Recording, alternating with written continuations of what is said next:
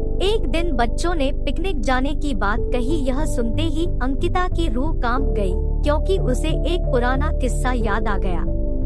ये बात तब की है जब अंकिता 10वीं क्लास में पढ़ रही थी। एक दिन टीचर ने पिकनिक का प्लान बनाया था अपने सभी दोस्तों के साथ। अंकिता ने भी जाने के लिए हाँ कर दी। पिकनिक पर जाना था पावागढ़। पूरा स्कूल पिकनिक जा रहा था, इसलिए करीब 30 बस सभी बच्चों को ले जाने के लिए तैयार थी।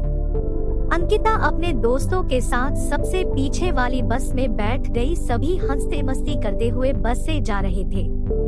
तभी कुछ दूर जंगल के पास पहुंचकर उसी बस से तेज आवाज आई।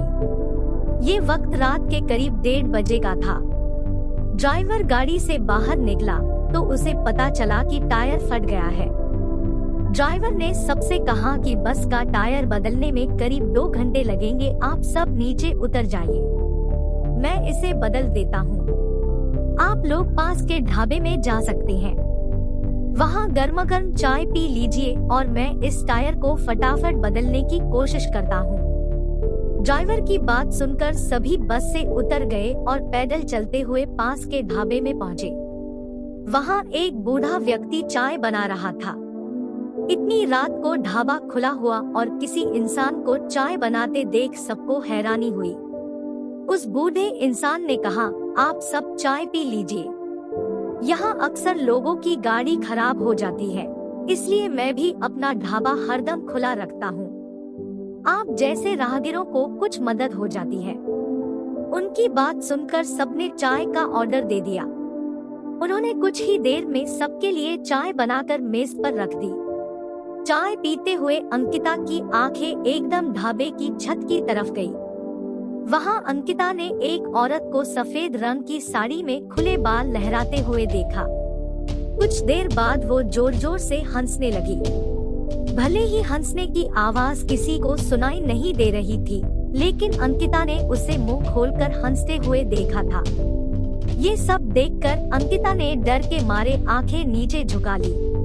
कांपते हुए किसी तरह से अंकिता ने चाय दोबारा पीना शुरू ही किया थी कि उसी वक्त जोर जोर से किसी के चिल्लाने की आवाज जंगल की ओर से आई।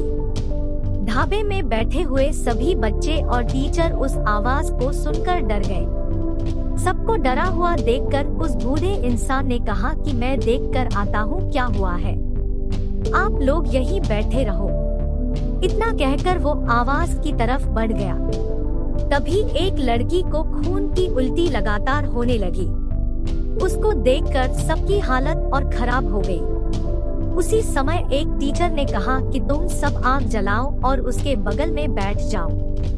सबने मिलकर आग जलाई और गोल घेरा करके बैठ गए। टीचर ने सख्त लहजे में सबसे कह दिया कि अकेले कोई कहीं नहीं जाएगा। वैसे भी सब इतना डरे हुए थे कि अकेले कहीं जाने की हिम्मत हो नहीं रही थी। आग के पास बैठे बैठे 3 बज गए। तब कहीं जाकर वो बूढ़ा इंसान जंगल से लौट कर आया। उसने सबकी तरफ देखा और कहा कि उस चीख को सब भूल जाना, नहीं तो जीना मुश्किल हो जाएगा। इतना कहकर वो ढाबे के अंदर चला गया। तभी ड्राइवर भी टायर बदलकर बस लेकर ढाबे के पास पहुंचा।